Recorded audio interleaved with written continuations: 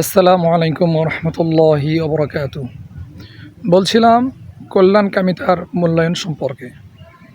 আল্লাহ রাব্বুল আলামিন পরোপকারী বান্দাকে ভালোবাসেন, যে সর্বদাই অন্যের কল্যাণ কামনা করে এবং অন্যের কল্যাণে যে নিজেকে সর্বদাই নিয়োজিত রাখে। আল্লাহ পাক এটাকে অত্যন্ত বেশি পছন্দ করেন এবং ভালোবাসেন। যেমনটি আমরা কোরআনের মধ্যে ছোট্ট একটি উদাহরণস্বরূপ জেনে নিতে পারি যে হযরত সুলাইমান আলাইহিসসালাতু ওয়াসসালামের সময় তিনি একবার সফর করেছিলেন এবং তার সফরকালীন অবস্থায় তিনি একবার পিপীলিকার বাসার কাছ দিয়ে যাচ্ছিলেন। ওই সময় পিপীলিকার যে সর্দার ছিল সে তার পার্শ্বস্থ সমস্ত পিপীলিকাকে সম্বোধন করে বলতে থাকলো, ইয়া আইয়ুহান নামলু দুখুলু মাসাকিনাকুম, যে হে পিপীলিকারা, তোমরা তোমাদের গর্তে প্রবেশ করো।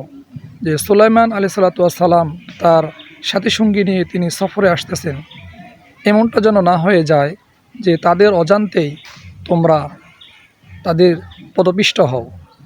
তো এখানে দেখুন যে ছোট্ট একটি পিপীলিকা, সেও অন্যান্য পিপীলিকার কল্যাণ কামনায় নিজেকে ব্যস্ত রেখেছে। পিপীলিকার এই কল্যাণ কামনার দিকটা আল্লাহ পাকের কাছে এত বেশি পছন্দনীয় হয়েছে, আল্লাহ রাব্বুল আলামিন তার আলোচনাটা কোরআনে পর্যন্ত এনেছেন। চিন্তার বিষয় হলো এই যে ছোট্ট একটি পিপীলিকা সে যদি কল্যাণ কামনার বিষয়ে এতটা তৎপর হতে পারে, তাহলে আমরা মানুষ কেন অন্যের কল্যাণ কামনা থেকে নিজেদেরকে পিছনে রাখি? আর আমরা যদি সৃষ্টির সেরা জীব মানুষ হয়ে সর্বদাই অন্যের কল্যাণ কামনায় নিজেদেরকে ব্যস্ত রাখতে পারি, তাহলে আল্লাহ পাক কত খুশি হবেন, একটু চিন্তা করার বিষয়। তাই আসুন আমরা নিজেদের মন থেকে হিংসা বিদ্বেষকে ভুলে গিয়ে অন্যের কল্যাণ কামনায় নিজেদেরকে সর্বদাই ব্যস্ত রাখি।